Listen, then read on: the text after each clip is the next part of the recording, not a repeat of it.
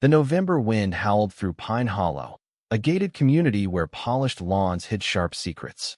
Nathan Wells, a single father and small business owner, pulled into his driveway after a late shift at his hardware store, expecting the quiet comfort of his modest two-story home.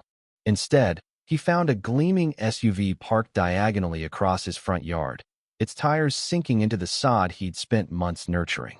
A glossy sign staked nearby declared his property condemned for noncompliance by the Pine Hollow HOA.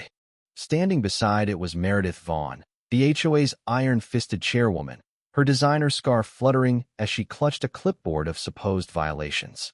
Her daughter, Chloe, lounged in the SUV, scrolling her phone, oblivious to the chaos her mother was orchestrating. Meredith had decided Nathan's home was an eyesore unfit for Pine Hollow's pristine image and intended to seize it for Chloe's influencer studio. She thought her stack of forged notices and neighborhood clout would break Nathan. She was wrong. His late mother, a paralegal with a knack for foresight, had left him a legal arsenal that would turn Meredith's scheme into her own trap. Nathan's pulse raced as he approached. Meredith's voice, sharp as a blade, listed violations: unapproved paint colors, an unsightly mailbox, an offense that allegedly violated setback rules. Her papers, stamped with official-looking seals, demanded he vacate by week's end or lose everything. Chloe, 22 and radiating entitlement, smirked from the SUV, already measuring windows for her vlogging setup. Nathan's home, bought with his mother's life insurance, was his and his daughter Lily's sanctuary.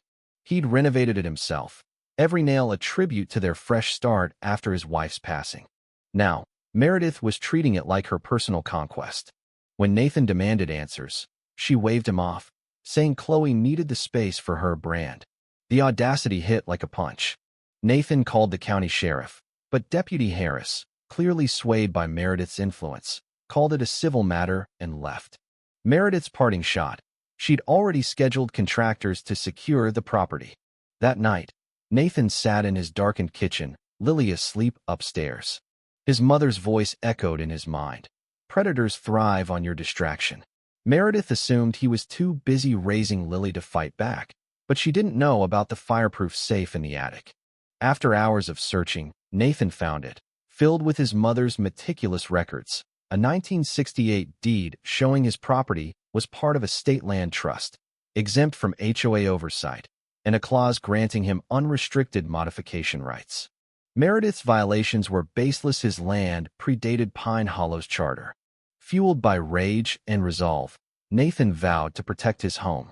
The next morning, he met with attorney Sophia Reyes, who spotted the forgeries in Meredith's documents instantly. "These are good fakes," Sophia said, "but Meredith's husband, Victor, runs the county's biggest real estate firm. They've got friends in high places, including the zoning board." Nathan's state trust deed was his shield, but he needed more. Back home, he noticed neighbors avoiding him.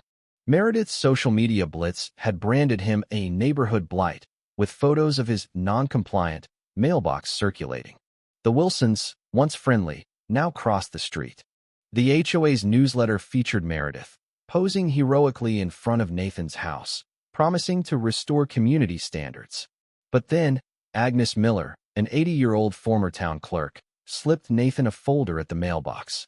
"Check the 1995 zoning records," she whispered, her eyes gleaming with defiance. The documents revealed Meredith's decade-long campaign to redraw property lines, annexing trust lands illegally. Nathan's home was her boldest target yet.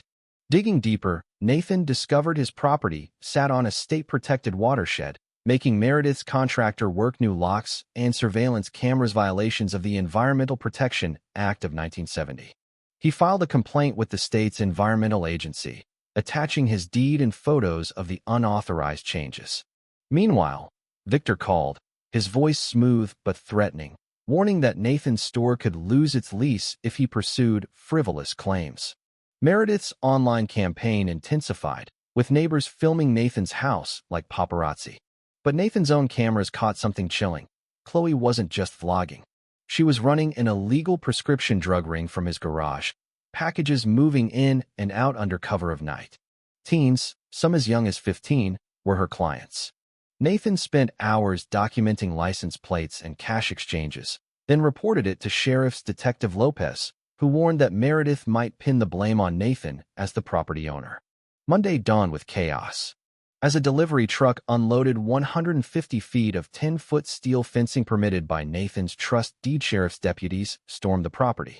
Chloe, caught mid-transaction, froze as Lopez served a warrant. The raid uncovered pills, cash, and client lists naming local kids.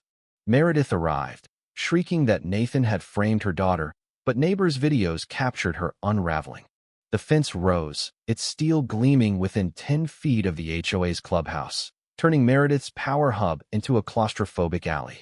Victor's attempt to sabotage the fence with a crowbar was caught on Nathan's cameras, earning him an arrest for vandalizing state property. The community watched, stunned, as his real estate empire crumbled. The Environmental Agency's inspection confirmed Meredith's violations, issuing a $75,000 fine and federal charges. Agnes revealed 20 years of HOA fraud, forged deeds, embezzled dues, and extorted fees totaling $150,000. Neighbors, emboldened by the fence, turned on Meredith. The Taylors brought Nathan coffee and apologies. The Wilsons questioned their own HOA fines. At an emergency meeting, residents ousted Meredith and elected Nathan, his promise of transparency resonating. The fence stood as a monument to defiance. Victor faced racketeering charges, while Chloe got 2 years probation and counseling.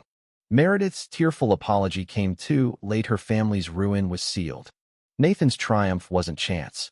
His mother had foreseen predators like the Vaughns, leaving him the tools to fight.